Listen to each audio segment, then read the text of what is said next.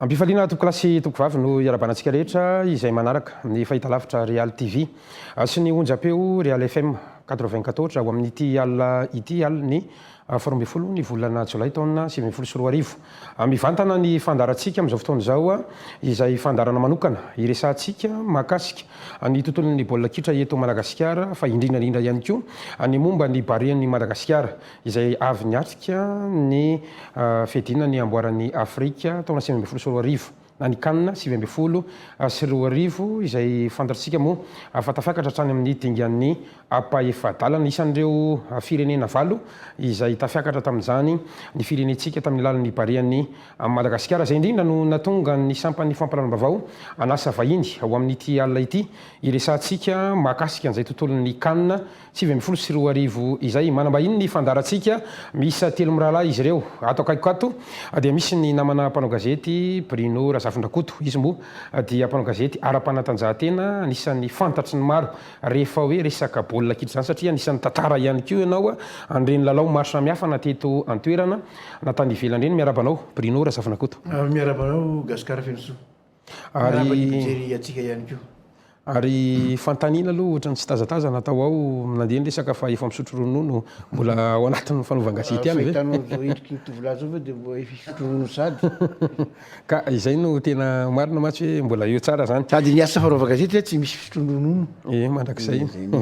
Ao akaikinao no misy any solomavi-moaka ny Madagasikara izay voafity teny amin'ny distrika any Atsimondramiteny saingy amin'ny mpisehatra ny tontolon'ny baolina kitra azy moa no anasantsika azy andriamatoa andry ratsy vahiny maromaro ihany midingana izay ny lalovany tamin'ity tontolon'ny baolina kitra teto Madagasikara ity satria anisan'ny fanitantana ny klobany tana formation tenany fa izy ihany koa dia anisan'ny mpikambana tao anatin'ny comité de réflexion sur l'équipe nationale teo anivon'ny fédération baolina kitra malagasy tamin'ny fotoan'andro ny amady ny tantana an'izany moa miarabanao andry ratsy vahiny. Miarabanao Gaspard Fenso, miaraba ihany koa ny teknisianina rehetra ato amin'ny Real TV dia miaraba ny mpijery sy manaraka an'izao fandaran'izao ny vahoaka malagasy. Vahintsika farany andriamatoa Pascal Rassony amin'ny olon-tsotra kanefa mpanaraka akaiky ihany koa ny tontolon'ny fanatanjahantena no nanasantsika azy satria fantatra fa nisan'ny avaka teto amin'ny tantaran'ny firenentsika ny tantaran'ny baolina kitra teto Madagasikara ny fahitana mpankafy baolina kitra izay betraka indrindra miarabanao Pascal Rassony. Miaraba Gaspard Fenso, miaraba ny namana rehetra izay vahiny asaina eto amin'ity fahitalavitra ity, miaraba ihany koa tsika rehetra isa-tokantrano izay manaraka tsy tapaka ny fandarana eto anivon'ny fahitalavitra Real TV ary manararaotra sady misaotra ny baria rehetrarehetra tsy hakanafaka misaotra ry zalahy misaotra tamin'ny zavatra rehetra noentina ho amin'ny Madagasikara miaraba tsika rehetra tompaka. Eny ary misokatra ny adefitra manana ora ray eo tsika iresana ny tontolon'ny baolina kitra mazava ho azy ny barian'ny Madagasikara aloha no tena maresaka hatramin'ity androany ity ravo teo anatrehan'ny Tunisiana moa tsika tamin'ny isa telo ny ohatra nandritra n'iny ampaifadana ny kanina 2024 iny ny mety ho réaction na hoe fanakevitra reo avy hatrany namana mpanao gazety Bruno Razafindrakoto no omeko fitenenana voalohany aloha manahoana ny fahitanao an'izay ataontsika hoe faresen'ny Madagasikara tamin'ny dingan'ny ampaifadalan'izay. Ny fahitako ny fandresen'ny Madagasikara no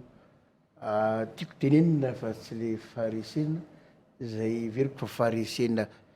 raha atao hoe faresena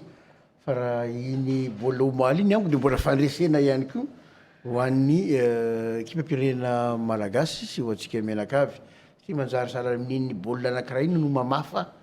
ireo fandresena azontsika talohan'izay nandritra nyity fedina ny Coupe d'Afrique des Nations ity. Amin'ny ankapobeny anisan'ny namiratra ihany ve zany le barian'ny Madagasikara raha ny fahitanao azy amin'ny mpanao gazety ara-panatanjahantena anao zany?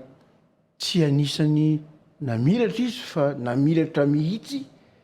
raha ny toerana misy an'i Madagasikara eo anivon'ny tontolon'ny baolina kitra eran-tany sy eto amin'ny continent africaine laran'ny CAF sy ny FIFA no tenenina dia namiratra mihitsy ny ekipa pirenena malagasy ny baria satria azo lazaina amin'ireo zandry indrindra amin'ny lafiny rehetra mihitsy izany ekipa pirenena malagasy izany raha eto amin'ny sehatra ny baolina kitra eran-tany. Mazava ho azy sambany vao nandray anjara tamin'izay akaniny zay tsika andre mato andro raha tsy vahiny ny hevitrao. Mara zany ny ahy zany ny hevitry de tena fandraisena ho an'ny mpilalao malagasy ny barea iny lalao iny tena nampiseho an'izany tena hoe ady atao zany rehefa atao amin'ny fitiavana satria miteny le amin'ny fitiavana satria ny anton'izao tany toerana tany arakitsika ny vaovao nisy fa nisy ny ekipam-pirenena sasany tena niady mafy mihitsy ameo vola zay vao hiasa raha tsy zay vao anao baolina raha tsy teny fotsiny ohatra ny hoe Cameroun tena Samuel Eto'o mihitsy no nandamina joueur ao anatin'ny hôtely mba hilalao le joueur fa ny atsika nefa dia zao hoe fatatsika ny toerana misy amin'ny Madagasikara amin'izao fotoana izao hoe aiza ho aiza fa tena hoe miady amin'ny fony rehetra mihitsy ilay joueur 3 ary zay ny sorako be da be any barea satria nametraka amboniny tena atao hoe fitiavan-tanindrazana ary zareo ny football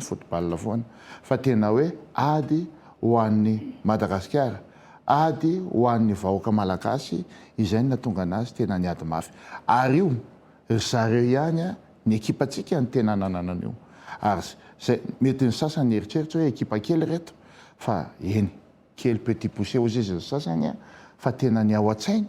tena ngeza be mihitsy tena manana an'izay tena atao hoe rage de vaincre zay nisan'ny tsy ampy tamintsika mpilalao atsika hatramin'izay amin'ny lafin'ny sport mihitsy io miavaka amin'ny fotom-pitsainana mihitsy zany ve reto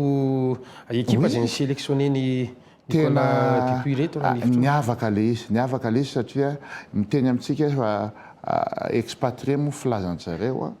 tena tombony be da be ary nahafaly an'zareo mihitsy zany hoe ilalao hiary ny voninahitry ny firenena malagasy zany misy teratany zareo hoe misy hoe ny dadabe ny malagasy fa tena faly tena isan'ny andavanandro zany dia tena faly ao anatin'ny hôtely hoe miady ao Madagasikara zany isan'ny nanosika an'zareo ho lasa lavitra be ohatran'izao. Le mato Pascal Rassony mimikefitra amin'ny izy miralhavy ianao amin'izay hoe tsy faharesena ny atsika fa fandresena zany. Amin'ny lafin'izay aloha tsisy azo hidivirana ny zavatra nresan'ny namana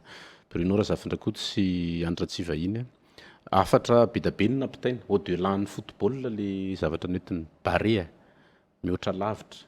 satria azadino ny mararirary fo ery tsika rehefa mijery reny le atao hoe faneo-kevitry ny namana afrikana reny hoe pays ridicule inona moa zany Madagasikara zany tsy fantatray raha tsy le dessin animé ridicule ry misy message be da be le izy satria tsy azontsika dinoana dia zao hoe ho an'ny tena zay atao hoe na tsy ao anatin'ny sehatra rafitra ofisialy mahakasika ny football dia atao hoe marary fo amin'ny resaka fanatanjahantena aloha dia afatra voalohany tam'le izy dia hoe niainga tamina nofy angeny atao hoe bare tamina nofinofina mpilalao ialana tsiny tsy mitsahatra ny misaotra mihitsy indrindrandrindra rakapy misaotra rakapy fa nevima satria niainga tamina nofy zany mandray initiative zao no tsara foana zaraina amin'ny vahoaka malagasy tsy tena nisy hoe organisation ngezabe ana firenena aloha ny aingan'ny bare fotratsika efatra mirahalahy miresadresaka zao dia miboiboka ao anaty ao le atao hoe fahasarotam-piaro tsiky ve dia ho ataon'ny afrikanina resaka lava ty ohatran'izao nefa raha mahitatsika ho anay zay misehatra eny anivon'ny atao hoe fanatanjahantena eny fotony eraky ny vazamoditra tsy maintsy misy tournoina foty eto Tananarivo ny resantsika feno raha mbola misy tany malalaka eny Andronony be eny Andraisoro eny Tsaronenana manirana ny toerana rehetra hoentina miteny hoe afatra ozy izy zay afatra betsaka no noentin'ilay atao hoe phénomène bare nampitaina atao anatin'le izy mianomboka any amin'ny kely indrindra any amin'ny finiavana hoe aika afaka mandeha mandingana zanatohatra be da be rehefa manana an'izay le finiavana zay satria araka ny nambarantsika teo dia atao hoe sitrapo fotsiny no niainga tamina mpilalao vitsivitsy ny fampiantsoantso dia jerevy fa natatiorindrina raha tsarotsika vo aingana kely inga moaloha mety hoe lafiny serasera mbola tsarotsika nisy larana telefôny zay mbola naparitaky ny ekipam-pirenena ho anareo zay mazoto anampy anay le olo-pirenena mihitsy zany no miteny hoe tianay ty zavatra ty fa meo tanana zay teraka fifoazana nasionaly moa le izy satria rehefa mijery amin'ny serasera maro be tsika na fahitalavitra na ny réseaux sociaux hatrany ambany vohatra lavitra be manerana Madagasikara misy zavatra ataontsika hoe misy onja miaraka mandeha dia izay zavatra izay iverina hoe miantefany amina rafitrana olona be da be indrindrandrindra mitodika amin'ny fitondram-panjakana ny mpitatana fédération atsoatsy satria mety ho resantsika eo ihany koa zany ny ligue ny ray aman-dreny ny mpitatana club ny rehetrarehetra hoe rehefa tena manana volonté tsika rehetrarehetra tsy nofinofy fa azo atao ny mandeha au delà mandeha ny ivelan'ny nofinofy tahaka ny atao hoe ohatra exemple zay efa nampiseho an'ireo le malagasy araka ny nambaran'ny Andriamatoa Solombavam-bahoaka teo olon-tsotra andray initiative fotsiny ataoko hoe finosateny kely anankiray fa nanandro nanohitra ny ony tena nanao défi amina fiainana ara-panatanjahantena no entina inenivina fokotany etsika ara-panatanjahantena zay ampanetretena ny ilazana azy mahangona ekipa hatrany amina 20 mandray anjara zany hoe rehefa tena mandeha tsika dia afaka manofinofy tonga eny amin'ny toerana lavitra be gamba ny image sady zay ho ana taranja betsaka baolina kitra ny teny fatoan'ny resakitsika fa atsoatsy ny lalaon'ny nosy afaka mandeha mihoatra lavitra tsika mampalahelo kely fotsiny na eno ataoko hoe nahita tamina gazety androany tena misofra hono ny atleta manao fanomanana ny jeu des îles roa arivo ariary ny solon-tsakafo sy ny karazany fa maranako azy vetivety dia hoe mampitodika sahady amin'ireo zay manana andraikitra rehetrarehetra fa afaka mandeha lavitra mihoatra be ny atleta malagasy raha somary itodiana kely. Resantsika ihany zay tontolon'ny baolina kitra zay amin'ny ankapobeny hoe eto Madagasikara afa iresaka kely aloha tsika mahakasika an'le barian'i Madagasikara sy ny kanina aloha dia iverenantsika ihany zay avy eo ilay lalao zay niaonan'ny Madagasikara tamin'ny Tunisie no tiako resahana kely aloha dia voantsika miresaka ny kanina amin'ny ankapobeny hoe nanao ahoana ny fahita Madagasikara raha tiatsika na tsy tiatsika dia voasambana zany voaresy izy tao anatin'iny fifaninanana iny satria Sarakatsala tamin'izareo Guinée teo ihany koa nandresy zareo Burundi ary naresy any Nigeria amin'ny ankapobeny zany ny fahitana n'ilay lalao niaonana tamin'ny Tunisie manahoana ny fahitanareo anazy ny stratégie tsy nety ve tao sa na tiana na tsy tiana Tunisie koa anisan'ny firenena faharoa eto Afrika amin'izay sehatra zay manahoana ny hevitrareo? Ny fahitako azy aloha teo amin'ny 10 herinandro zay no nisy ny fifaninanana tsy maintsy misy fiantraikany any amin'ny organisme ihany ny fiseseseny le baolina zay mety misy ihany amin'ireo mpilalao-tsika ireo no mety tsy de zay tsy de hoe tsy zatra fa mety tratrany avizanana ihany satria raha matsikaritra isika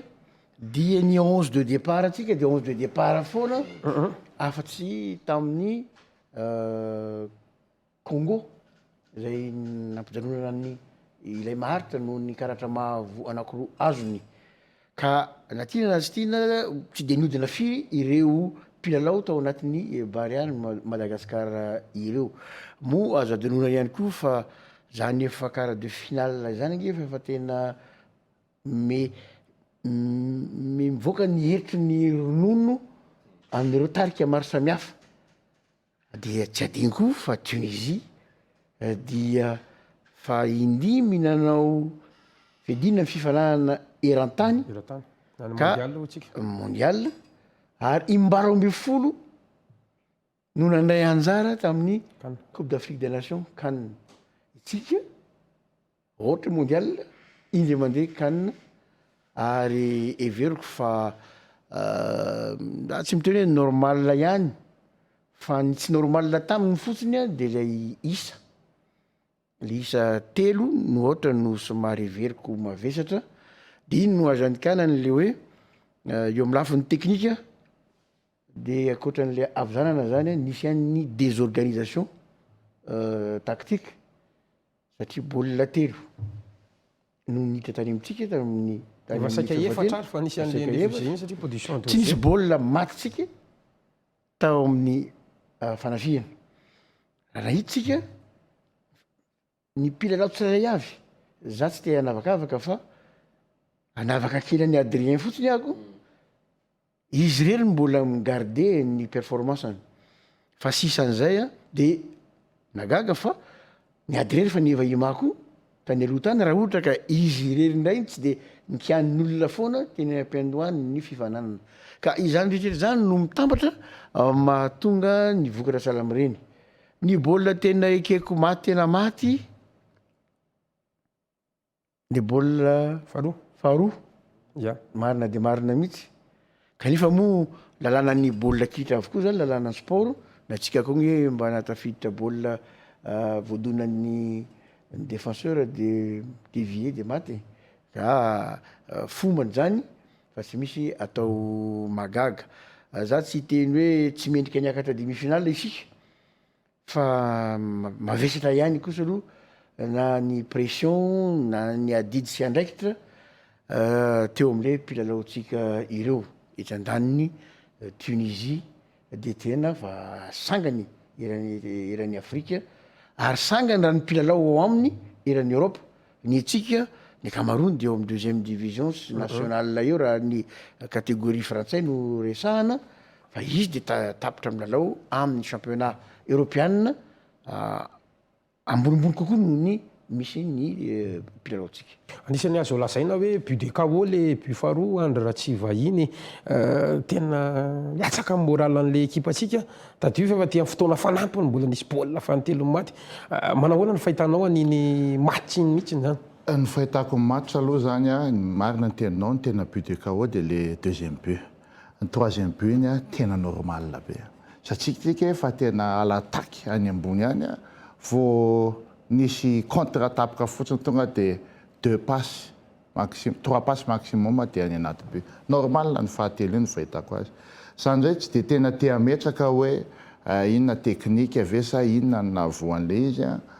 fa mahita satria zany Tunisie zany ane ekipa tena farangeza ty Afrique ary tadidio fa meilleur troisième izy zany hoe efa tsotsofina izy zany vao tafakatra teo rehefa nitsotsofina ny meilleur ekipa ty Afrique tafakatra eo aty amin'ny éliminatoire direct miakatra ho azy io moral io na tianao na tsy tianao taty ambany tsika zay mahasamihafa kely atsika amin'ny tena efa ekipa lehibe taty ambany tsika tena lalao fotsiny a de à l'aise tsara ny joueur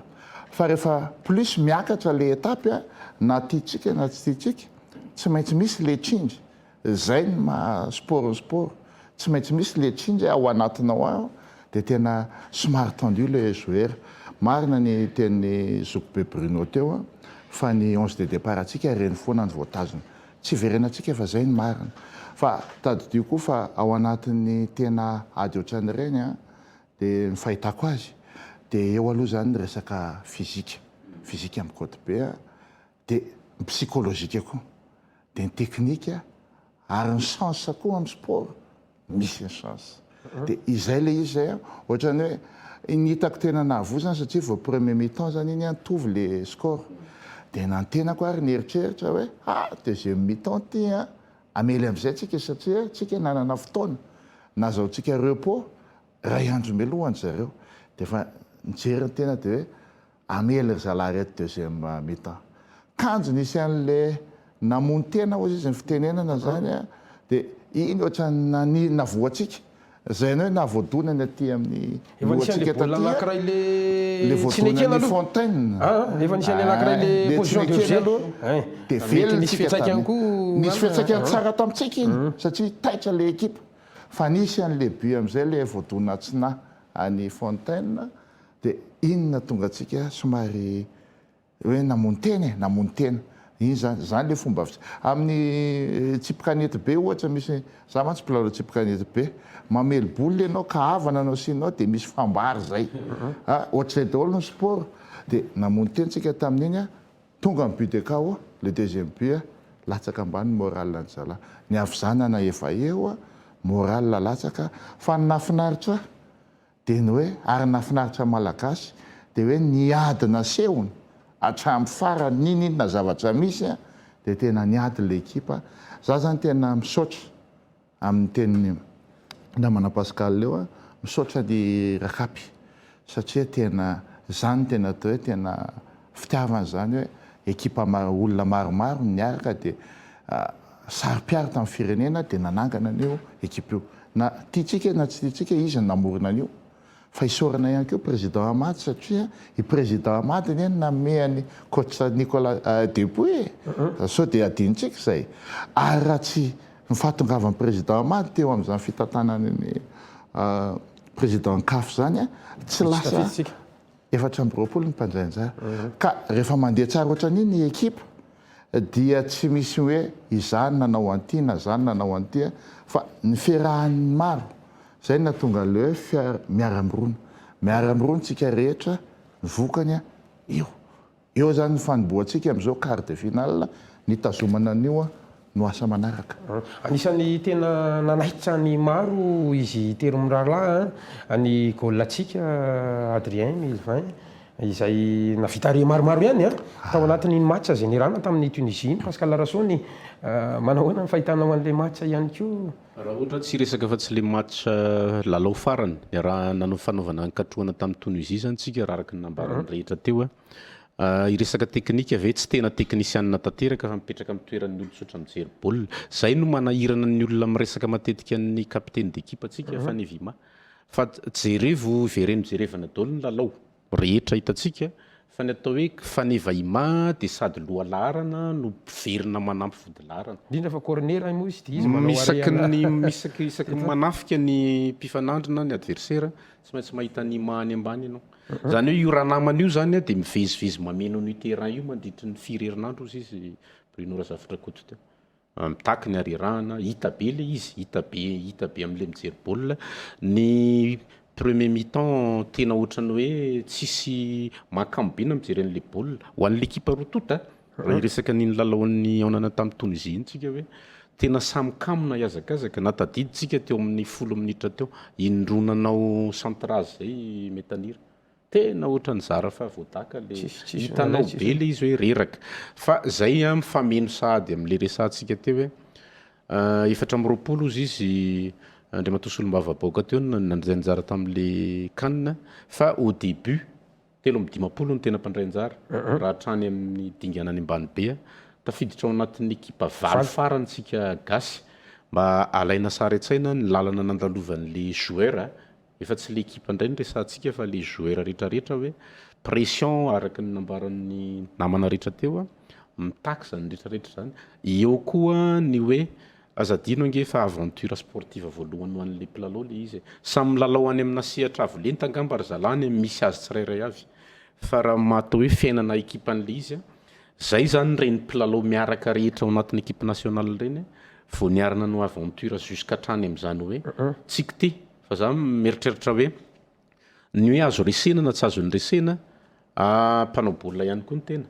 azony resena tsara le Tunisie fa mety tsy hipetraka eo amin'ny toeran'ny teknisianina satria manana staff teknika ihany koa tsika tsy hipetraka eo amin'ny toerany fa hita ihany koa aloha zay le hoe tsy tena niasa amin'ny mpilalao sasany raha ohatra zany mba manao coach vandivandy eto amin'ny plateau eto dia ohatra hoe nampanaoviny ireo le mpilalao matanjaka tao anatin'ny satria fantatra ihany koa fa reraka koa nge le Tunisie nanao lalao bis prolongation ihany koa izy mialohan'io somary tara tao aorianantsika ny repos-ny afaka nyrerahana ohatra tany amin'ny 20 minutes voalohana ny 30 minutes voaloha zareo fa tamin'ny fotoana nidiran'ny voavy Paulin zay vao nisy mpilalao tena niazakazaka be zany hoe misy fraîcheur misy angovo kokoa fa le namana le mpilalao sasany ninninona ho tenentsika tena mitaky ny avy zanana dia izay zavatra zay mety hoe satria parcourtsika voalohany iny any amina sehatra raha baolina tamin'ny nasokajianantsika foana hatramin'izay efa nilalao teny amina kianja synthétique zany ny ekipa nationale nanomboka teo eo ny départ araka ny tenenin'ny namana Bruno Razafatra kodo teo miaingy eo indray zany ny référence atsika manaraka quart de finaliste amina sehatra africaine avy be dia manomboka eo dia atao hoe raha ho an'ny lalao an'ny Tunisie sy Madagasikara manokana oui azo natao tsara mihitsy no niady tamin'izy iny makasika amin'ny baolina voalohany baolina fahatelo ngamba efa samy ao anatin'ny efa hoe KO ny tout le monde iny le corner farany indrindra tonga dia contre attaque olona ray sisany tany mbola azo adika ihany koa zay hoe niara nanafika daholo tsika rehetrarehetra ndraiky ambe folo lana tsy tenenana hoe ngôlna rery sisa ny Melvin rery satria nitady but tena nitady but mafy na de farafara amaky atody hatrany amina ora farany le mpilalao malagasy mbola nangady foana hoe mbola manana espoir tsika natao hoe rosa ray fotsiny ary tsy zay no nitranga fa nisy ohatran'ny contre-attaque mafy be de 2 contre 1 ngamba sa 3 contre 1 le niarahantsika nahita tsisy miracle ny sport ohatrantsika eo ihany aloha makasika ny satria maromaro ny zavatra mbola horesana betsaka ny bijeny any atokantrano ihany koa andao tsy hivitsika kely amin'ny alalan'ity sary ity izay lalao ny fanondranany Paris ny Madagascar sy ny Tunisie zay. Et où Tunisiens ont le résultat, super. Ouais, on l'attend et qui nous le communique pour compléter tout ça. Attention à ce très bon ballon à 20 mètres. On en a le pied. Oh, c'est terrible. C'est terrible. Fontaine qui vient tromper son propre gardien. Et évidemment qu'il sera validé celui-là. Il ne peut en être autrement. La Tunisie ouvre le score grâce à Ferjani Sassi, l'un des meilleurs joueurs tunisiens depuis quelques matchs. Chez lui, à domicile, c'est lui qui vient tromper la vigilance de l'arrière-garde malgache. Les Baréas pris à leur propre piège avec ce but contre son camp parce qu'il sera considéré comme cela. Malheureusement, Fontaine touche le ballon, empêche son gardien de le récupérer et la Tunisie prend les devants. Ouais, parce que comme vous le disiez, Benjamin, ça vient d'un joueur qui a été celui qui orientait tout simplement le jeu, qui donnait le rythme aux Aigles de Carthage. Il s'était un petit peu essayé à quelques frappes, il n'avait pas réussi, il n'avait pas cadré. Et puis là, en fait, il s'est aidé du dos de Fontaine, ou même du poste derrière, voilà, du fessier, pour marquer. En tout cas, c'est vrai que il est important depuis le début de la rencontre et doublement avec ce but qui est vraiment évident. Encore un ballon perdu, ça va mal pour Marco actuellement, le joueur de Charleroi. Une nouvelle opportunité pour les Tunisiens pour se mettre peut-être définitivement à l'abri. Oh, la parade énorme qui ne suffira pas malheureusement malgré la présence de Melvin Adrien. Les Malgaches inclinent une deuxième fois dans cette partie. Le rêve est en train de virer au cauchemar parce que les Aigles de Carthage non seulement déploient leurs ailes mais viennent piquer l'adversaire. Ça fait 2-0. Je vous le disais, Benjamin, ils essayaient, ils couraient après ce deuxième but, le but du break. Alors ça a chauffé sur des coups de pied arrêtés, des corners. Et puis il y a eu cette frappe, une frappe bien repoussée, suivie par Youssef Msakni qui vient inscrire ce deuxième but. Voilà, le public tunisien qui a fait le déplacement, évidemment, fait ce qui peut s'apparenter déjà à, allez, on va dire, ils ont un pied ou un pied et demi en demi-finale. Alors on voit tout ça. Ce deuxième but si important, encore une fois une récupération très très haute et le travail effectué non seulement par Kazri mais l'intelligence aussi de Msakni qui récupère et dans un angle fermé qui vient tromper la vigilance de Melvin Adrien. Pour Msakni c'est un retour aux sources évidemment, lui pour qui on a eu très peur puisqu'avec 2 cartons jaunes il était possible qu'il soit suspendu. Heureusement les cartons étaient annulés après la phase de poule. Franck Simon, il a eu pour lui l'abnégation et le talent balle au pied pour faire la différence. Oui, beaucoup de talent de placer le ballon effectivement,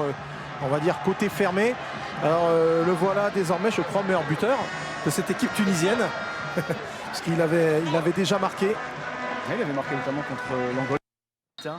Izay say amin'ny ankapobeny lay baolina izay maty tao anatin'iny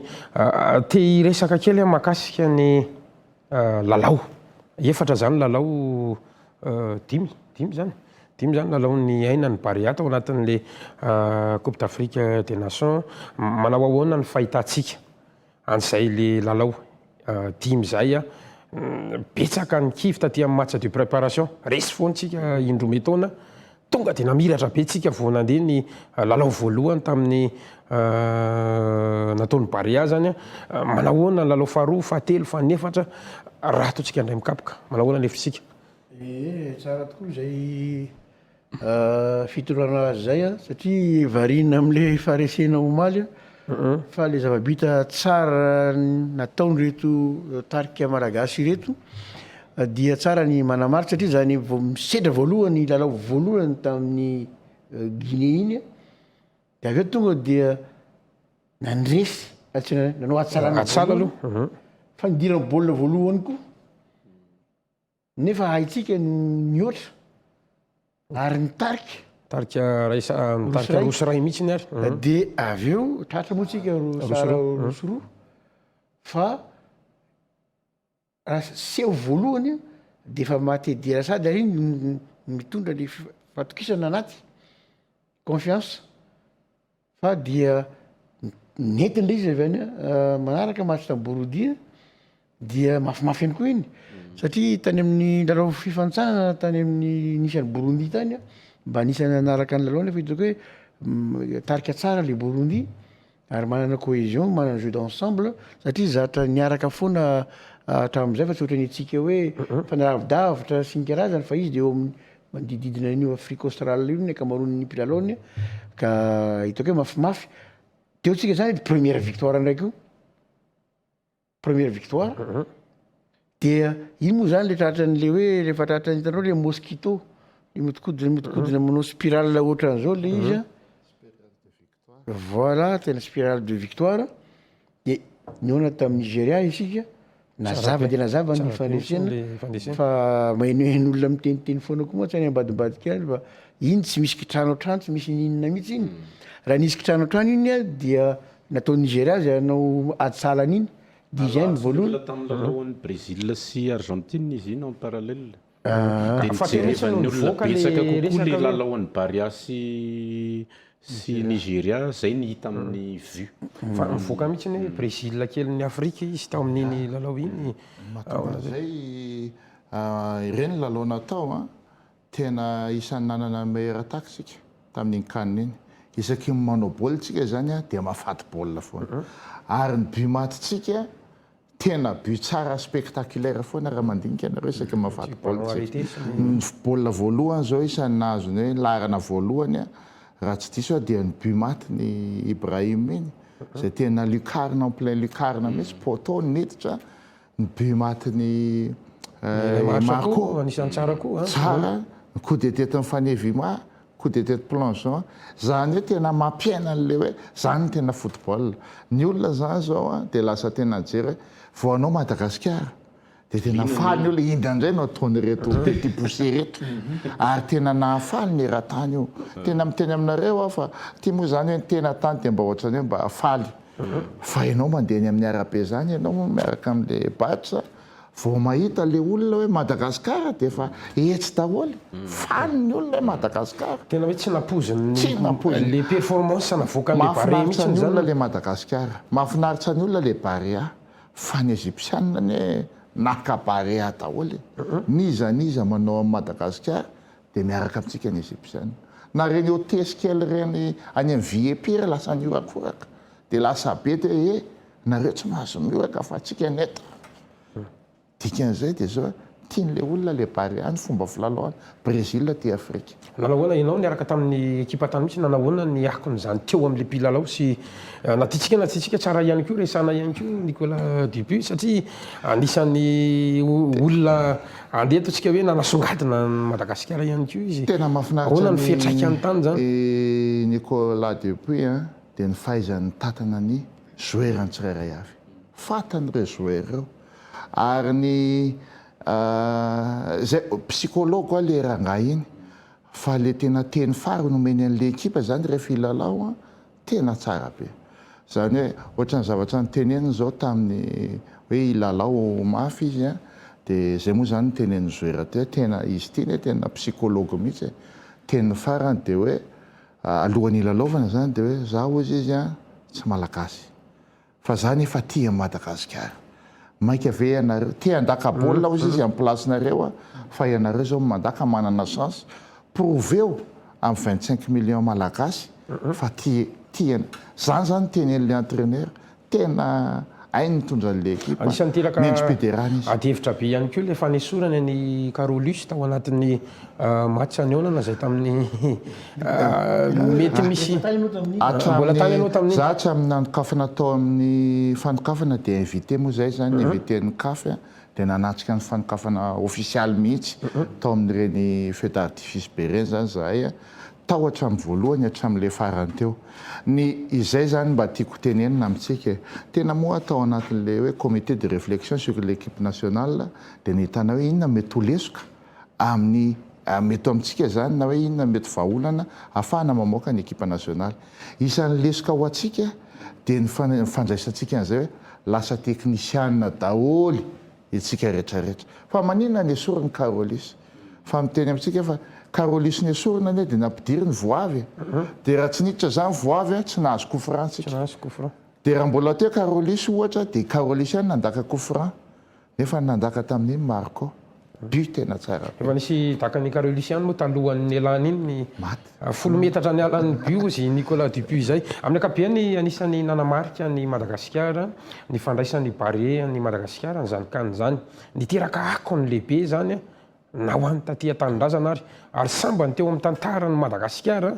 nisy na vita na vory vahoaka hatrany avaratra hatrany atsimo makasika an'ireny ataontsika hoe baolina ireny manahoana ny fahitanareo an'izay misy milaza hoe navita fampihavanana ny Baré ny Madagasikara Bruno Razafinakoto Pascal ny sport rery ihany ry izy mianakavy any tokantrano any amin'ny taranja rehetrarehetra maneran-tany no iraisana sport rery ihany no iraisana rehefa miresaka finoana za mety katolika ianao protestant izy musulman izy bouddha rehefa iresaka politika za antoko aniny ianao antoko aniny antoko any fa ny sport rery ihany tsisy lokony za manko ny adevitra tiako kokoa andeha au delà n'le foot foana eto tsika manana solombavam-bahoaka edivo mafy ao anatin'ny teny miram-pirenenao zany andriamatoa solombavam-bahoaka fa araky ny lazaina teo hoe aza manofinofy fa reo ny akabetsahan'ireo ekipa zay hitantsika ireo dia niaraka tany aminay sekoly mibaolina kitra hatrany amin'ny fahakely fa ity Baré moa ny tena anaran'ilay izy any mitapatapany atsimo any ombla zay ny filaza azy ombla rehefa miteny any amin'ny Tsimotsananana dia iny omblanay ombla zany signana n'autorité tanjaka mafy sy ny karazany reto nge ty Baré atsika tonga hatrany amin'ny apahifadalany ty nge ka tiana hoe natsony Gasikara Fenso natsony Bruno Razafindrakoto natsony député ndao tsika efatra amin'ny rahalahy ndao rangatsika mokondo fotsiny donc raha ohatra ny manomboka satria asa mivoaka avera miresaka an'izany hoe rapitso sy rafakapitso ho avy ny fédération na vaovao eo ny ministère ny fanatanjahantena eo reo mpanoana isan-karazany mba ze taranja mandeha re iarahana amin'ny fandrimbony misy sekolina baolina kitra bida be any Mamasina iraky ny Ambohimanarina sy ny karazany mba tena atsona mihitsy na ny elana tsiny raha tenen'izany hoe ny orinasa reo le orinasa mpanoana sanatria ny vavaladiny lela tsy miady vitana amin'ny côté artiste fa rehefa misy festival momba ny artiste milahatra ohatran'izany ny listan'ny sponsor ombany ao nisy fanadiadina tamina fahitalavitra anankiray zay teto Madagasikara voatsela tamin'ity taona ity dia nalahelo anao mijery an'lizy satria anao mpanao sport ny fandarana tian'ny olona indrindra mijery azy ao anaty télé dia fandarana resaka pandi resaka mozika dia ny farany indrindra satria ny voalohany sy ny farany indrindra mahatratra any amin'ny 100 latsaka ozy izy dia ny fanatanjahantena zao zany fotoana ho anareo tompona orinasa ho anareo mpitondra fanjakana ho anareo rafitra ligue ny section fédération azo avadika ho marketing ihany koa ny sport manao an'izany jereo fanadiadin'ny ambassadeur-ny Amerikana ny Corée manao maillot-ny Baré à Madagasikara izy miparitaka nge reny any amin'ny YouTube any amin'ny maneran-tany nge reny jerevany olona zany hoe mampitodika atsika zay no mahatonga na miteny hoe na ny fanontaniany Gasikara teo moa mahakasika an'ireo le lalao dimy za ohatra ny tsy mety afa-po rehefa hiatra eo amin'le lalao foana ho ana fandreseny iny tamin'ny Tunisine nandresitsika ao anatin'ny valy voalohany aty Afrika resahan'ny olona hatrany Eropa zao tsika raha zao ianao no mahazo irahan'ny fahitalavitra Real TV ianao andeha anao mission kely mety ho any Islandy minoa ianao fa raha miteny ianao hoe Madagasikara Baré ozy izy zany hoe misy sehatra beda be lasa nioaran'le football ny resaka fampihavanana moa na Madagasikara teo tena atao hoe nioatra lavitra an'izany raha tena miasa any amin'ny fariparitra Analakely iny raha mandeha tongotra amin'iny Beorilika iny ianao tao anatin'ireny fotoanany kaniny ireny na olona tsy mifankafantatra raha dia mifandona ao anatin'le mifanisika be iny dia mifampitsikitsiky ho azy alefa Baré misy zavatra be da be misy fifoazana be da be dia eo foana ny anararotana hoe tonga ao anatin'ny fandresena reo le olona mpikarakara hetsika ara-panatanjahantena be da be nivon'ireny fokotany ireny ny sisandrasana dia hoe mba tena isy lalàna ivoaka avy any amin'ny anteny miram-pirenena asa be da be ny sehatra mba ho ampitombona ny budget ho an'izany ministèran'ny sport zany mara-malalantsika ministèran'ny mponina ray dia ministèran'ny fanatanjahantena ray reo no faralahy indrindra amin'ny ministèra amin'ny resaka vola ndray matoa député mety mahalala tsara an'izay mba hampio amin'izay ry fanjakana fa afaka mitondra avo farany avo ny anaran'ity Madagasikara ty lay fanatanjahantena izay nieritreretina faralahy indrindra afaka mampiombina ny gasy rehetrarehetra hatrany varatra hatrany atsimo izy izy na Madagasikara teo ateraka devitra ohatratsika rehetrarehetra zao isa-tokantrano isaky ny rehetrarehetra ny anaty bus misy ramatoa mitondra 4x4 ny Analakely dia misy sarina sainy eo na amin'ny 26 juin izay lazaina hoe fetim-pirenena malagasy ary za tsy dia mahita hoe lokolokona ny taresy ny karazany zany hoe manjary lasa tian'le sainam-pirenena malagasy nge ny gasy zany zay rehetrarehetra zay za moa atao hoe tamin'ny faneho-kevitra tamin'ny Facebook sosi-kevitra farany tany lavalava dia hoe miantso za tena mangataka amin'ny fitondram-panjakana ankehitriny manaova candidature andaotsika ndraikanina misy U16 misy U17 misy U19 sa misy firy misy olona be da be ny adevitra tamin'lizy rehefa nalefa lizy dia hoe misy fepetra ihany koa zao lizy Gasikara farany tany amin'ny 20 taona lasa dia tadiditsika fon'ny amiral Ratsiraka ny filoham-pirenena ohatra zao ihany koa ny départan'izany jeu des îles jeu de la francophonie mbola io hitantsika io ny village des jeux hatramin'izao ampiasaina satria misy olona miteny hoe aiza mivolanaovana an'izany rehefa manana volonté tsika rehetrarehetrarehetra efa niporofony ny bare hoe rehefa manana volonté miainga amin'ny tsy misy cotisation na joueur no vidanana maillot vidanana godasy tonga hatrany amin'ny ampahavalon-dalana tsika rehetra ka nahoana tsy afaka apaifadalana ka nahoana tsy afaka ny anao hoe manonofo koa tsika hoe andao mba hangataka amin'ny kafy hoe zay mba handray kanina U17 na sala amin'izany tany amin'ny taranjafa izy efa hita fa ahafahantsika manana infrastructure koa zany satria zay anjaran'ny fitondram-panjakana ny mametraka fotodrafitrasa fa ny mpitatana mouvement sportif sy ny fédération sy ny karazany manao an'le promotion ny ataony mampilalao an'le tanora mampilalao an'le atleta faranakely aloha ianao andre mato Pascal somary lavalava ihany satria maromaro namasika dao feniny fo satria resaka tsy mahino alamafisana zavatra niresahany Pascal teo le hoe le manao maitsomaitso fotsy menamena hoe natany amin'ny firenena raha tsy dia nahitana an'izany fa tsy ny hoe mihitsy fa ataoko hoe tsy natana firy fa ny anecdote ty zany renim-pianakaviana anankiray tsika moa rehefa tonga ny fankalazana ny fitsingenena ny nazahoantsika ny fahaleovan-tena dia iangaviana mba nangatsaina tsy mananangana izy tsy hoe kory hoe tsy fitiavany ny anina kory fa rehefa tonga ty zavatra ty teo izy voalasa ny viditsaina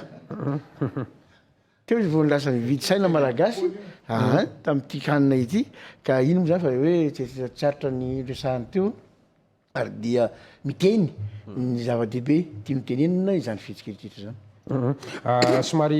velan-kely misy fotoana ho atsika rehefa aveo resaka ny hoaviny ty baolina kitra ty amarana atsika anazy fa mbola ty hiverina ihany anisan'ny nampiavaka ho any Madagasikara zany akon'le barehany Madagasikara zany teo le firaisakina teo teny Analakely zany mpanao gazetinay eto amin'ny Real TV sy ny Real FM dia mahita fa na olona tsy mifankalala hatramina fiara mpitandro ny filaminana ary tengenandrala sy nasaina mifankaty daholo ny olona rehetra ahoana ny fahitanareo an'izay zavatra zay le izy zany iny zany ohatrany hoe nikitika lay ambopotsika malagasy raha ohatra ka tsy verenako tsony ahoana natonga le club le joueur tafara fa ambopo ihany koa any natonga ny rakapy nanangana an'le ekipa hoe atao ty mahafinaritra be zany ka rehefa indray no niepita le izy tafita ny afatra nipaka tany amin'ny isam-batan'olona le izy dia tsapa am'izao hoe aike za malagasy betsaka ny entomany zany hoe mihaino an'izany ira-pirenena hoe mandehany amin'izany kanina zany ary tadidio fa za eto tamin'ny match ny Congo hoe rosy roa ny baolina rosy ray any amin'ray minitra tsiravana ny nafaty baolina le Congo somary voadona kely le ekipa nitoy tamin'ny prolongation dia hiatrika ny tir inona ny zavatra nisy tsy dia fantatro aloha hoe ino taty ve le zavatra nisy tany fa ny zavatra nisy tany dia zao ny hira ny tanora ny hirany spectateur ny hirany MDRM natao ao anatin'ny fiomanana penalty io sa fiomanana penalty dia mijoro daholo ny olona dia hoe Madagasikara mitsangana ry tanora fa tena hitanao hoe tena vonona le ekipa ka reny zany mahafinaritra reny za koa hoe dia tena misaotra tena isorako satria nahita fa ny tarika ny délégation tamo moa dia ministre ny fanatanjahantena Tinoka Roberto tsy miala tany foana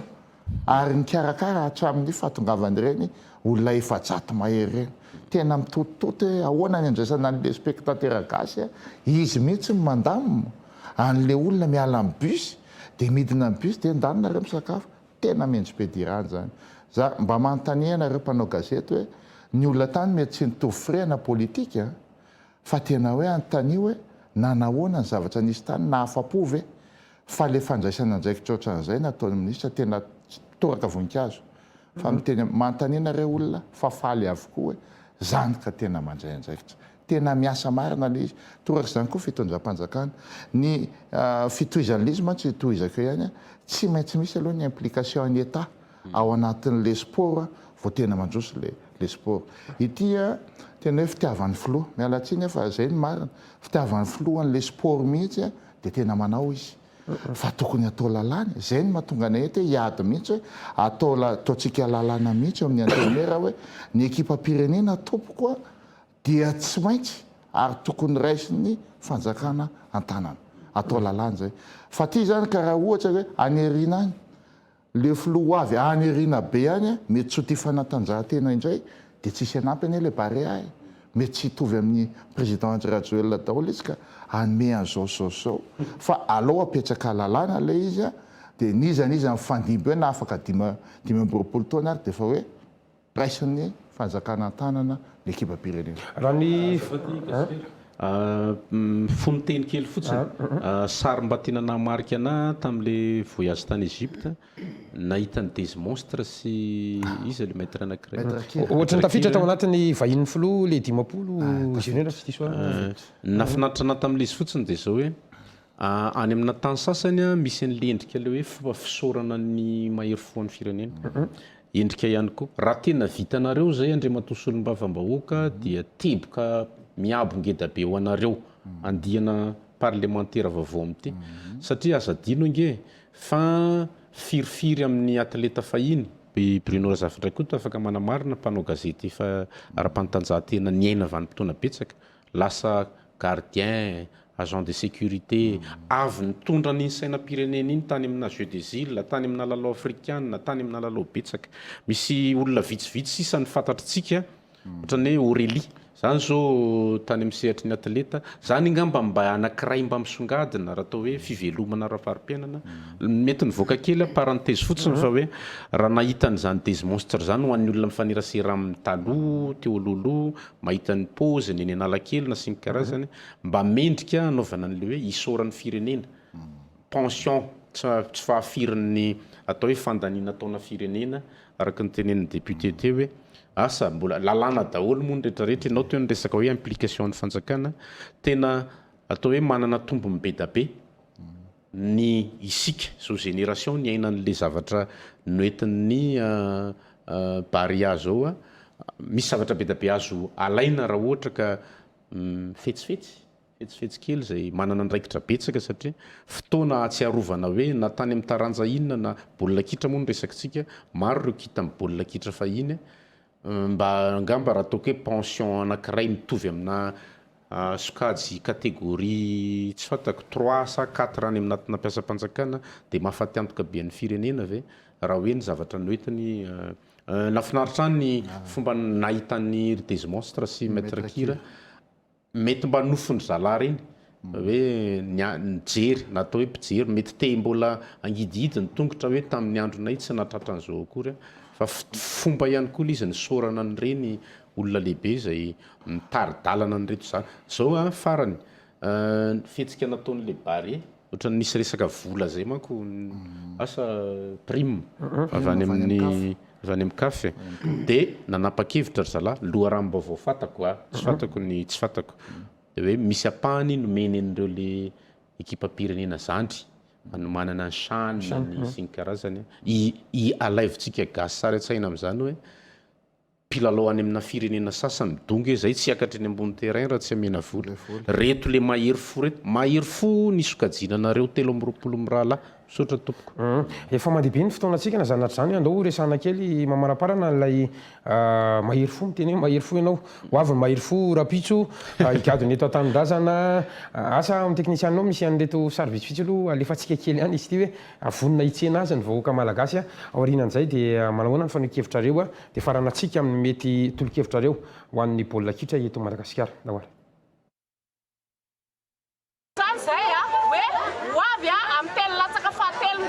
Barea dia nanao aty soratra ty nametanako anakadina to dia tongavitsika rehetra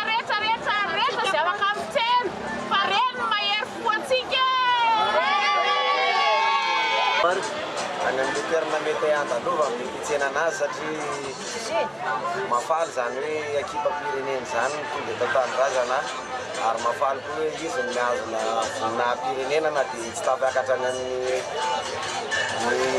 demi-finale ary mafaly gasy mihitsy zany hoe tonga eto an-tanindrazana ny ekipa pirenena manome voninahitra ny firenena malagasy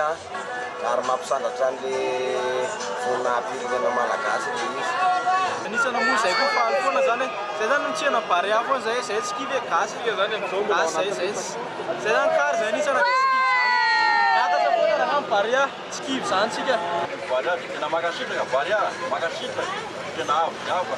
samba de samba da tena pikana nefa de lasa de lava na panda de dipsana lisa nefa ni tena tondra avo hiena tena hiena ta malagasy amin'ny fatreo Barea zany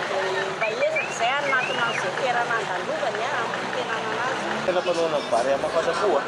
ary amin'ny rapitso ativava zareo tena hoeny batsy manoana zareo ary tena pahery tsika tsisy gasy mbola tapaka teo amin'ny kanina raha tsy voa zao mahafinaritra be le fa toisa le vala Barea mahafinaritra tongava daholo rapitso mitsena Barea tongava ny vata tsiko reny nangatsy any tsiko reny na vita reny izy zany atsahafarantsika anazy foana alefa Barea zany zay hoe hoavy amin'ny telolatsaka fahatelo ny rapitso Barea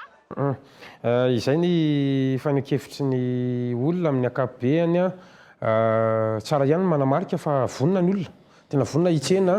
manaprofo zany zay ny fitiavan'ny olona ny Madagasikara satria tadio firenena 450 ny omana tsika tafitra atao anatin'ny valo farany ny atrika fa eo ihany koa ilay ataontsika hoe dingana ny lalovantsika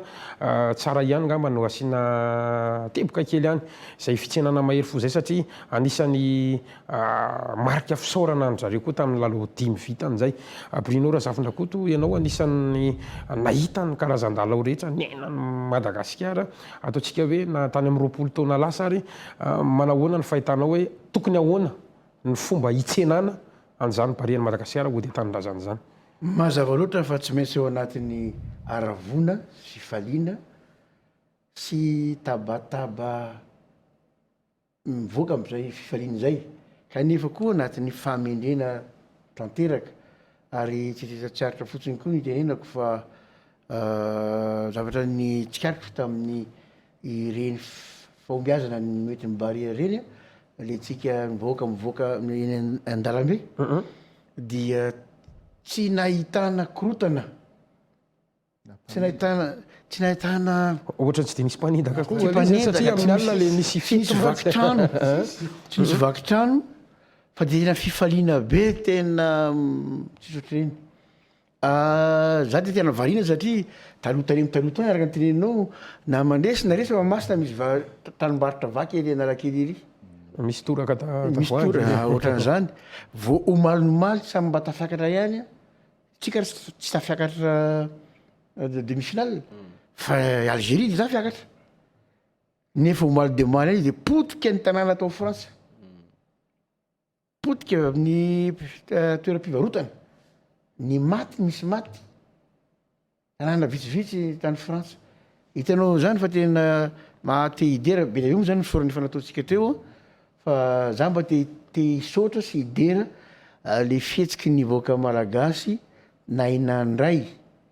na ny fahombiazany tarika varia na ny faharesena alina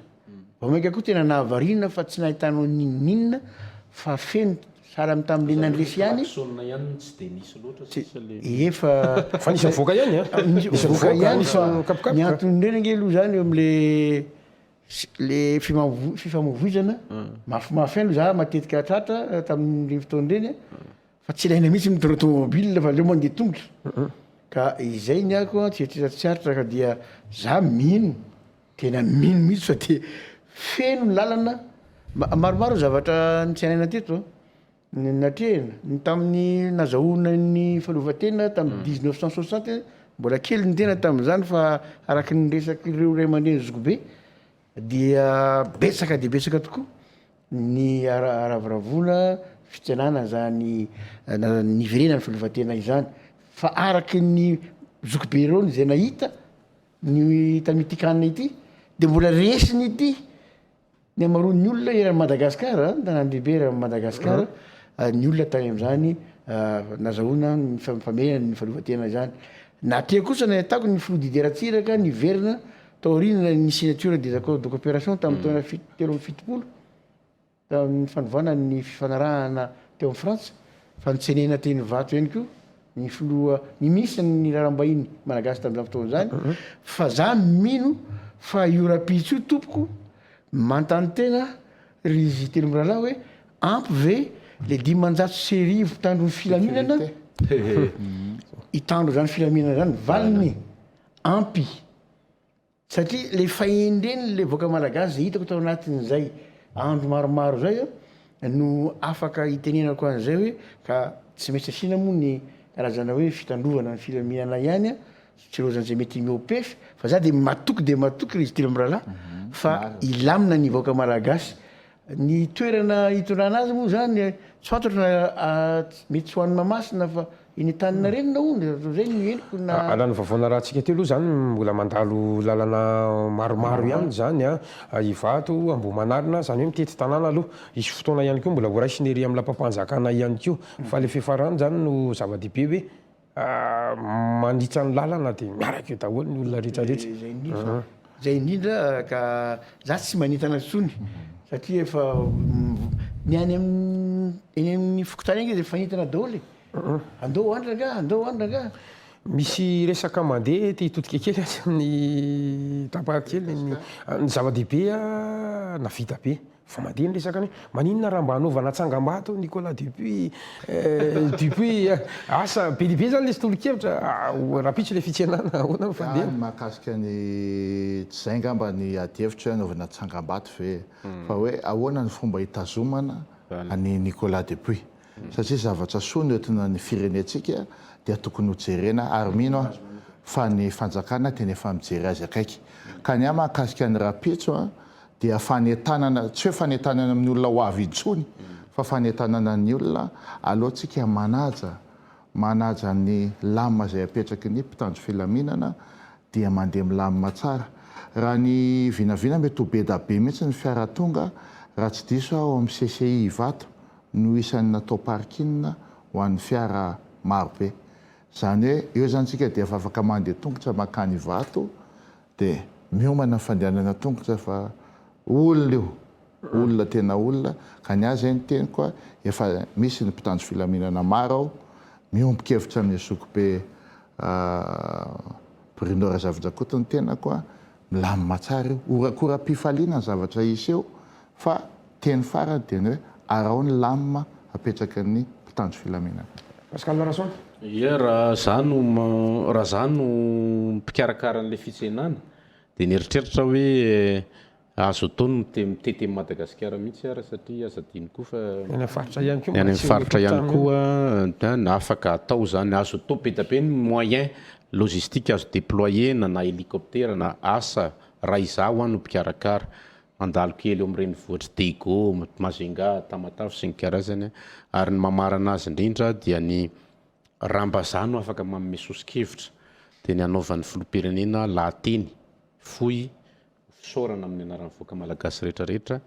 ho an'ny mahery fo za moa no sokajiko azy mahakasika amin'ny fanentanana hitantsika tamin'ny fahitalavitra teo a olotsotra reny alainy ny boritra dia asiany soratra amin'ny crayon sa amin'ny feutre le zavatra mibokiboky aby any anatin'le olona faraky ny nambarantsika rehetrarehetra teo a ny rehetrarehetra fotsiny no entanina satria ny tany tsy lozana dala sadiny fa ao anatin'ireny le olona be da be mijery boly reny dia misy mini fotsiny misitona lakilosy teo anosy zao tamin'ny maly dia saika rafitra ny tontondro satria ao am'lefa mitarika rosy aotra ny Tunisie dia misy raha namana anankiray nitsangana alefa Tunisie alefa dia tezitra lehibe sy maro fa mila misy lesona be da be ihany koa ianarantsika na tsika avoaka ampijery ary satria azadiny fa mahafoy vola 3 alina ariary ividianana t-shirt bary ihany ny olona iraky ny Analakely iraky Madagasikara tsy zava-pony zany fa na izany ary eo no mitsangana sady ireo rafitra mitantana sport nampalahelo satria tsy niresaka zavatra negatif mihitsy tsika telo miralata atao anaty adevitra za angamba mba angataka kely hoe nampalahelo indrindra satria raha pitsy rafaka pitsy isy fédération itsangana eto Madagasikara momba ny foty vola amina miliara no tokony niditra tamin'ny fédération any gasy very lasa ny sinoa satria t-shirt réplique be da be namen'ny tanàna zany anjara mialatsiny tsy atao hoe fampasoka lava eto zay telo mirahalahy fa atao hoe ny solombavambahoaka iandra tsy vahiny ihany koa anatin'ny mouvement sportif raha mba ho avy ny rapitsy rafaka pitsy tonga ny fédération ataovy rafitra professionnel amin'ny fédération tena misy zany commission marketing tena misy zany juridique sy ny karazany azo enjehany reny nanao filazana fotsiny tamin'ny Facebook eo asik zay raha misy manao osoka ny t-shirt fa tsia misy marché noir tompoko ny t-shirt zany kapa ny tsy voaresakitsika teo hoe maro ihany koa ny gasy te hanao an'iny t-shirt ny baria iny afaka tsy asan'le joueur ntsony zany fa asan'ny fédération misy gamme ho atokana ho an'ny VIP kokoa misy vidiny 2 alina ariary misy roa tadidio Gasikara Fensoa raha tsarotsika tamin'le fotoanan'le nandefasana vola tamin'ny laharana telefôny misy olona nijery vavolombelona 300 ariary 500 ariary nalefany misy olona manolotra amina tapitrisany any anatin'iny telefônina numéro iny zany hoe tehitentsika hoe tsy ny akelina ny abeany vola fa le tena le zavatra miboiboky ao anatin'le olona dia izay zavatra izay kosa satria tsika ifiresaka fampandrosoana ny baolina kitra rapitso ihany manana asa be da be izy ho filoana fédération aza atao tsony le kitrano an-trano fa zay mahay zay mahavita n'le zavatra amin'izay atao eo aza le zanak'anabavy tsony nitendrena ao anatiny ao fa tsy mahay nininina tsy mahay miresaka amin'ny mpilalao akory tsy mahalala n'le asany akory tsy mahay miresaka amin'ny mpanao gazety akory atosiny le mpanao gazety rehefa mahazo toerana izy vola amina miliara no nanjary lasany sinoa ny rahantsika nahita miresaka an'le ho avy sady tafiditra misy fa anatin'ny Pascal moa dia tonga ny farana androany moa zany fa metra kofidiana na filohan'ny fédération na ho membre amin'ny comité mpanatateraka au niveau fédération araky ny lamina napetraky ny comité tétiandro napetraky ny comité de coordination de normalisation dia mampalelo namana izany fa efa rasy fiandohana sady ity le fifidianana ohatretsika amin'ny faefatra amby roapolo ny volana auguste ity satria ny lalam-pifidianana zay nisy teo aloha dia tsy niova milafiny zany tsy dia nisy zavatra nataony le comité de normalisation mihitsy anovana ny lalam-pifidianana zay mitondra ny rehetra temasy Pascal teo hoe tsy hoe zanak'anabavy any niaty dia kitrano an-trano dia mialatsiny toko fa manomboka le kitrano an-trano niaty tenenako an'izany dia voahidy ny assemblée générale ny fanamrotsaka ho fidiana ao nivon'izany fédération vaovao izany tsy haiko inona mahatonga an'izany satria ny lalam-pifidianana dia maromaro moa zany ny zavatra tsy maintsy arahana ao anatiny anisan'izany ny pilatsaka anankiray dia tsy maintsy mahazo parrainage fiahina avy amin'ny président na ligue io tamin'ny andro taloha tsy taloha ela be akory fa taloloha teo dia président na ligue anankiray dia manome izy antoka zany hoe toananay mena parrainage ny candidat anankiray io tsy nisy fetra tamin'ity dia nasiany fetra dia izy nefa sady juge parti ihany koa izy mirotsaka misy candidat na ligue 10 mirotsaka ho fidinako membre comité exécutif eo zany izy telomra de mandeha le kitrano an-trano mbola tsy manomboka akory dia zay tady anahy ny tenanay anahy nisy ny tenanay fa ny fanirina ihany fa le fihetsika mampanao ratsy de mbola raiky tapisaka amitsika eo ihany ce qui fait raha ny vaovao teo no raisina tamin'ny folo maraina ny tato amin'ity Real TV no nanao fanadiadina teny anivon'ny comité national de coordination de normalisation hoe 10 ny président tafalatsaka candidat fa io rehefa nataony tombatombana noho le tetika ratsiratsy tsy mety ny fito tamin'ny 10 teo karazana système d'élimination et de verrouillage de 7 amby roapolo na 4 amby roapolo izy teo ny chiffre ho an'ny mpikambana amin'ny comité exécutif enao zany olo-pirenena dia fafa tamin'ny fefena tsy avela irotsaka enao ohatran'ny olona verezonjo ary am'izay tsy lalàna voasoratra io le miresaka am'le caution io hoe zao ihany ny olona azo cautionnevanao na parenevanao fa loanao ny écrite nataotao nandritra ny assemblée générale farany teo anika sisy misy olona any manana finiavana hitondra ny anjarabrikiny eo amin'ny fitantanana baolina kitra malagasy dia tsy afaka manao izany ka tsika moa mbola tsy hoe ho pessimiste fa tsy maintsy mijery zay natsara anazy sosikevitra navoakanareo amin'ny rahalaha teo indrindra fa navoakanao Pascal dia reny avokoa no tokony miandry ny fédération vaovao mbola maro zavatra tokony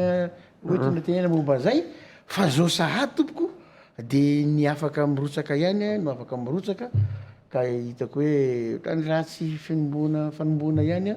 ity fédération vaovao ity io tsy raha iny comité de normalisation io meny passation amin'ny volana septembre vita ny didiny raha didy vita tsara hoe moa zany moa maninona fa de lasa izy tsy raha iny de tontolo bola kita fa itsika no mararomina fameno sady mitsiritsika tsy de nombokevitra am'izay fomba fijeriny zope Bruno zay satria ny azo hoe raha mijery tsy teny anaran'olona hoe izy avy mipilatsaka tsy ihany fa mijery hoe manam-panantenana hoe hitondra rivo-baovao amin'ny fitantanana zany fédération zany ny olona misy candidat sasany zay ho avy eo ny antony de zao raha tamin'ny nisy fifidianana tany Sambava tany tamin'ny volana tsy tadidika iny maro mipilatsaka tany misy candidat tena hoe ngeza be tamin'izany maromaro lasa nitambatra ho anohana candidat anankiray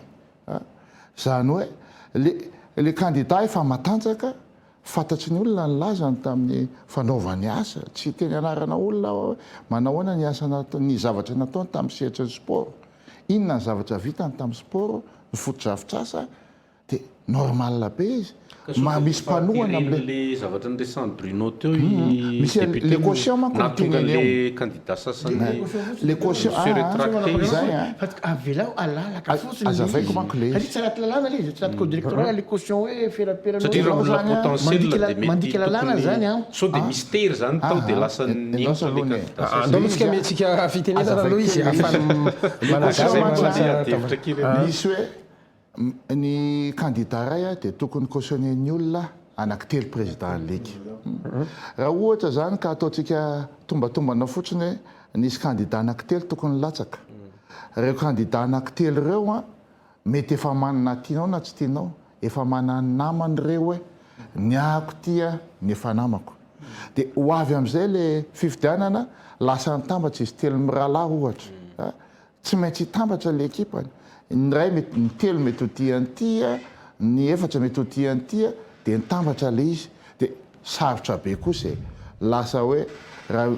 icautionner olona zany ianao avy hoe tsy hifidy akory zany le tena hoe fitaka be vavy zay le izy Bruno tsy fitaka mihitsy zany ny caution nge tsy vote ny caution de hoe tsika zany zao le candidat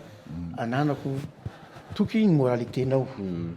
ananako toky ny mety famarinanao ananako toky ny mety fahafanao dia omenao zay le fatokisana zay zany akory tsy mivadika ovatanao tsy voatery hifidy azy ianao fa amenao chance le olona irotsaka ary raha koa moa le loi non écrite zay izy député loi foronina foty lalàna foronina fa tsy hoe lalàna misoratra ara-dalàna fa caution tsy midika hoe vote fa hitako fa miendrika ny député ny Atsimondrano milatsaka ho comité exécutif ohatra zany zay indrindra maty de tsy mampaninina mihitsy miantoka anazy fa rehefa mandinika de ny vatoko de omeko ny Pascal ka izay sakatsaka zay zany mody bitika skely fa fenoko trano an-trano ny ligue sady président de ligue izy no mirotsaka membre candidat nefa izy tsy midémissionna ama président de ligue azy de zany rehetra zany hoe tsy marina mizavatra tsy marina izany mifonofono tetika hoe tsika reo ihany za fidiny lahy rehefa aveo de za koa mifidy any lahy milatsiny aminanao elahy fa de aiza raha tsy misy misokatra ho an'izay mba olona te hitondra ny anjara brikiny mampampanjariana mbola kitra malagasy mbola hito hitantareo segondra kely fotsiny hoe le tiana ivina nge andre matosolo mavambahoaka de hoe niaya ny anongotsongonany maty atahorana andevina velona sao sanatra izy ho filoana fédération sy ny ekipa no avy rapitso rafaka pitso no anao volo manorandrana ampangatsika an'izao hafanampon'ny gaso indray zay le anaovana an'izy hoe fitandremo ry zay ho mpitarika fédération rapitso rafaka pitso fa ny fony gasa rehetrarehetra miara ho sarotina miara ho saro-piaro ary eo ihany koa nareo atao hoe solotena mpanjakana any anitan'ny parlementa mba angatrahana tena anaraka akaiky ihany koa ny mouvement sportif rehetra eto Madagasikara satria ny mouvement sportif rehetra eto Madagasikara tsy afenina ry izy telo mirahalahy fa fanjakana kely ao anaty fanjakana tsy azo osorony eo ranona fa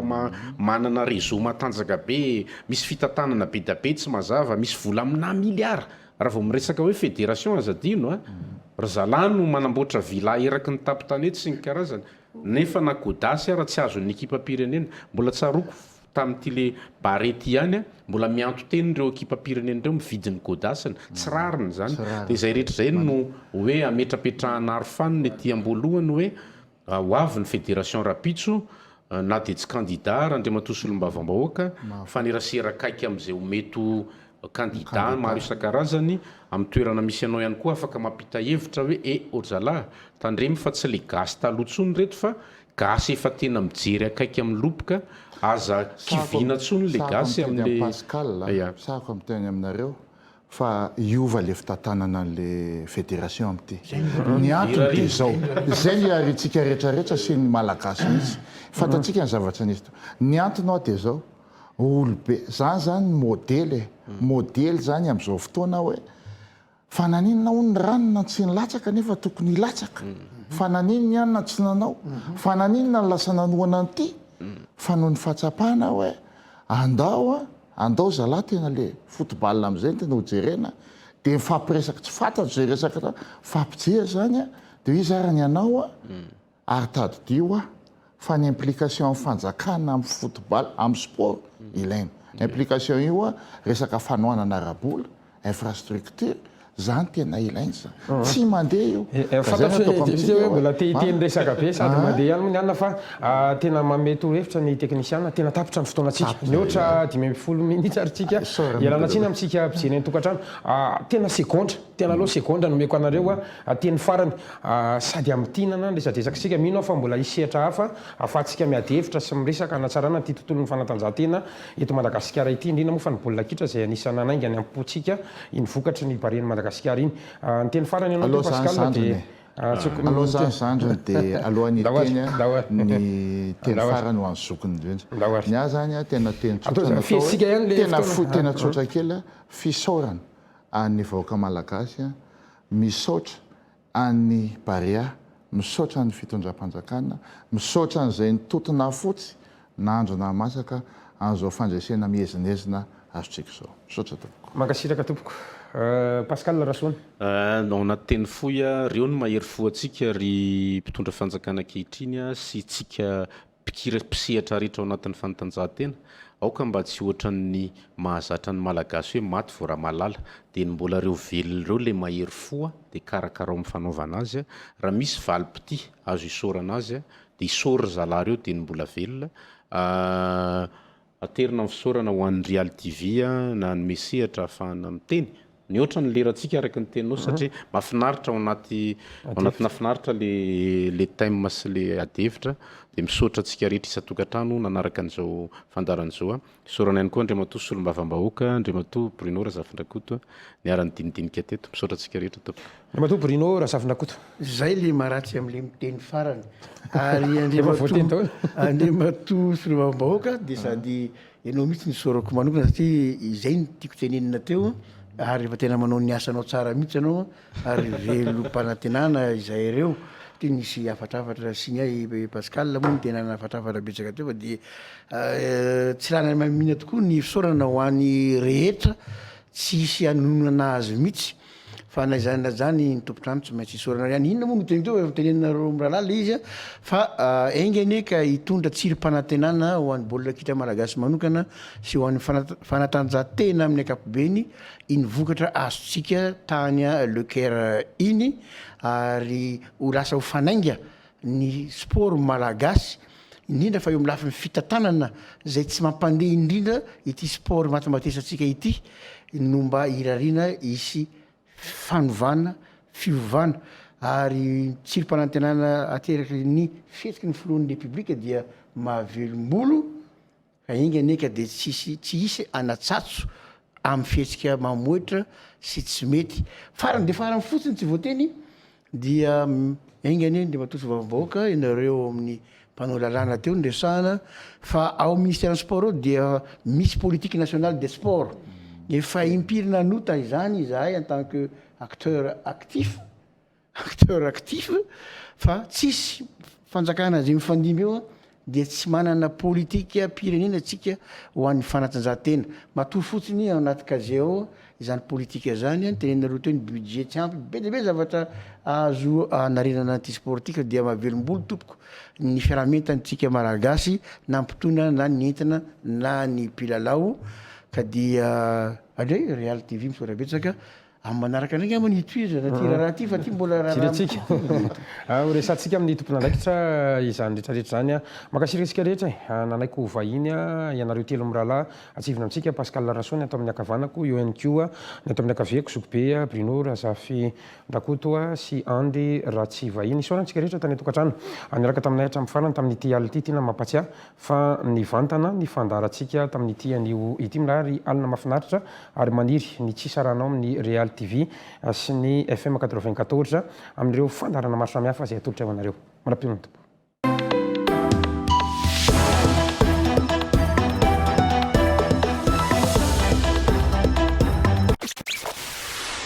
Real 94 FM. Service publicité 034 53 982 45.